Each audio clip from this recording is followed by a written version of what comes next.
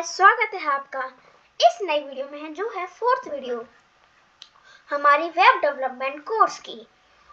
और इस वीडियो में मैं धीरे धीरे बोलूँगा क्योंकि मुझे हिचकियाँ आ रही हैं। पता नहीं क्यों आ रही हैं। मैंने पानी तो पी लिया है लेकिन पता नहीं रुक नहीं रही है। तो मैं इस वीडियो में आपको समझाऊंगा HTML के लिस्ट के बारे में। लिस्ट क्या होती है वो सब आपको पता ही है, वो बताने की ज़रूरत नहीं है। तो मैं शुरुआत करता हूँ लिस्ट से। तो हम सबको डाल देते हैं डिव के अंदर। और मैंने आपको पहले बताया था कि अगर हम डॉट लगाएं तो क्लास लग जाती है, हैश लगाएं तो हमारी आईडी लग जाती है। हम डॉट लगा कहेंगे लिस्ट, ये लिस्ट हो गया, हमें लिस्ट करना है, लिस्ट, एंटर मारेंगे। और दो प्रकार की लिस्ट होती हैं, एक होती है UL, एक होती है UL और एक होती है OL। अब इनका मतलब क्या होता है मैं आपको बता देता हूँ। इनका मतलब क्या होता है। UL का मतलब होता है अनऑर्डर्ड लिस्ट, अनऑर्डर्ड लिस्ट, क्या हुआ, अनऑर्डर्ड लिस्ट। देख सकते हैं मुझे हिचकी आ रही है। और इसका मतलब होता है, मैं इसको कॉपी कर लेता हूँ और ऑल डाउन डाउन डाउन। अब मैं इसको हटा देता हूँ। इसका मतलब होता है ऑर्डर्ड लिस्ट। आप समझ ही गए होंगे इनमें क्या अंतर होता है। तो मैं यहाँ पे लिख देता हूँ LI। अब LI क्या होता है। LI का मतलब होता है लिस्ट आइटम। अब चिंता मत करिए, इसके अंदर कुछ नहीं होता है। LI के अंदर हम टेबल की लिस्ट की चीज़ें लिखते हैं। वो हमने लास्ट वीडियो में टेबल समझाई थी, इसलिए दिमाग में टेबल थोड़ी घुस गई है। लेकिन हम इस वीडियो में लिस्ट के बारे में बताएंगे। लिस्ट का मतलब होता है लिस्ट आइटम। आप लिख लीजिए, LI का मीन्स लिस्ट आइटम। क्योंकि मैंने आपसे कहा था कि अगर आप नोटबुक यूज़ नहीं कर रहे हैं तो पिछले वाली वीडियो से आप नोटबुक यूज़ करना शुरू कर दें। तो मैं यहाँ पे लिख देता हूँ होम, क्योंकि कैसी भी लिस्ट हो उसमें होम, अबाउट और कॉन्टैक्ट असना हो तो क्या मजा। About, contact us.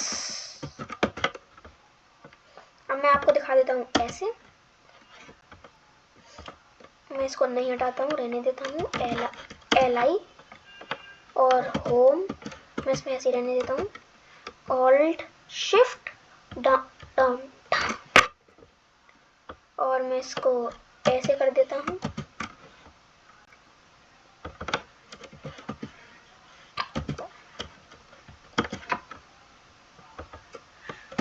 तो ये मैंने ऐसे कर दिया है। मैं इसको इसमें दिखाता हूँ आपको। आप देख सकते हैं ये है हमारी अनऑर्डर्ड लिस्ट, बहुत तेजी की आई। और ये हमारी ऑर्डर्ड लिस्ट।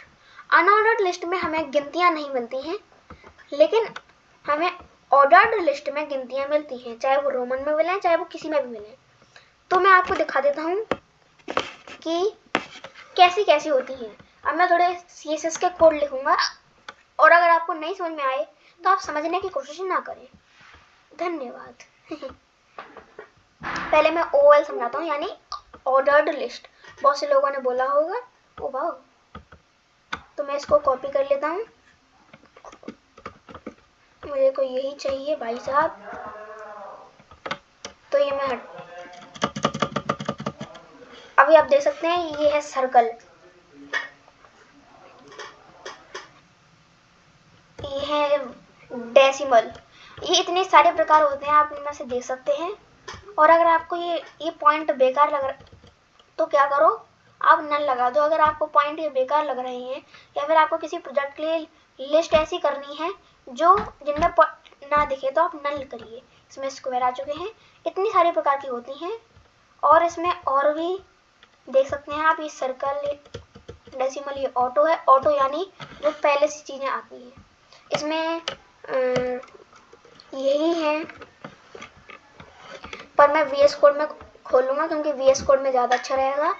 तो मैं यहाँ पे एक स्टाइल टैग लगाऊंगा और आपको नहीं समझ में आएगा तो आप समझने की बिल्कुल कोशिश ना करें, मैं आपसे ही कहता हूँ। स्टाइल टैग ये मैंने लगा दिया और मैं इसमें कहता हूँ डॉट लिस्ट, और मैं आपको बता देता हूँ ये क्या है। डॉट लिस्ट हमने इसलिए यूज़ किया क्योंकि हम क्लास में हमेशा हम जब भी उसको लगाते हैं डायरेक्ट तो हम डॉट यूज़ करते हैं। ये चीज़ हमें CSS में काम आती है, और अगर हम यहाँ पे हैश लगाएं तो इसका मतलब ये आईडी है। ओके, ये आप देख सकते हैं ये लिस्ट है। अब डॉट लिस्ट के सॉरी आपको कोड नहीं समझ में आएगा, मैं बता देता हूँ। अरे भाई ठीक है, जो UL है के अंदर जो li है उनमें क्या करो आप भाई, जो लिस्ट स्टाइल है, लिस्ट स्टाइल टाइप, तो आप देख सकते हैं इतनी सारी होती हैं। वहाँ पे तो बस इतनी सी आ रही थी, इतनी सी। ओ भाई डेसिमल नहीं चाहिए, मैं इसको दोबारा से हटा देता हूँ जिससे वो हमें थोड़ी मदद करे। P एंड E अभी इतनी सारी होती हैं, मैं आपको दिखा देता हूँ। अगर मैं यहाँ पे लिखूँ म्यू तो आप देख सकते हैं। अरे यार ये क्या,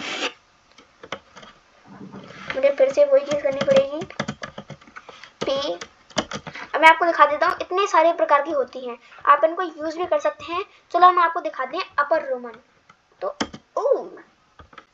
तो आप देख सकते हैं ये रोमन में आ चुकी है।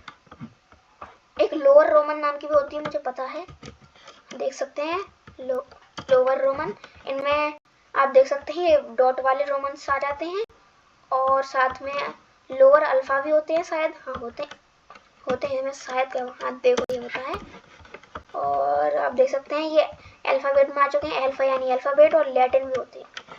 लैटिन सर ये लोअर में बता रहा हूँ, अपर में भी बताऊंगा। तो आप देख सकते हैं ये ऐसा हो चुका है।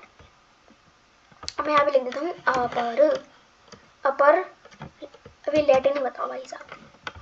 तो मैं ऐसे देख सकते हैं ये अपर मतलब बड़े वाले हो चुके हैं ABCD। अब मैं यहाँ पे लिखूँ अल्फ़ा में भी बड़े वाले रहेंगे। अब मैं यहाँ पे रोमन में मैं आपको बता चुका हूँ। मैं आपको और भी एग्जांपल बताता हूँ, जैसे कि एक होता है डिस्क, नहीं डिस्क। तो अगर मैं दिखाऊँ तो आप ये देख सकते हैं डिस्क आ चुका है। एक स्क्वायर भी होता है, वो मैंने आपको समझा दिया था। इन सबको आप खुद से भी यूज़ करके देख सकते हैं, लेकिन मैं तो प्रोजेक्ट के हिसाब से यूज़ कर सकता हूँ, मतलब करता भी हूँ, कर सकता हूँ। तो ये होते हैं चीज़ें इसमें, और यही होती हैं खाली लिस्ट। लेकिन मैं आपको बता देता हूँ, और जितनी वीडियो मैंने अभी बनाई थी पीछे उनके बारे में मैं आपको बता देता हूँ मैंने क्या क्या समझाया।